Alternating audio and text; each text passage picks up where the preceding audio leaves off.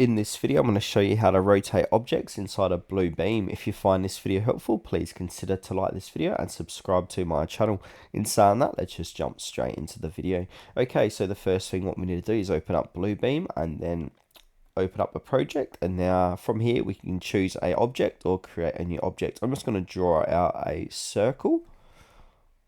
Then once you've got your object on your project, we want to go ahead and look for a little blue dot. So I'm just going to zoom in a bit here. So I'm just going to exit out of that, zoom in.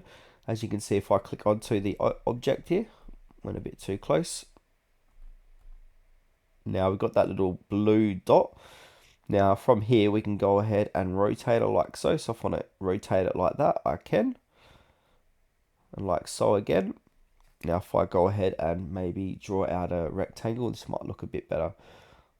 So like so. So now to rotate it, click onto that and you can see it's rotating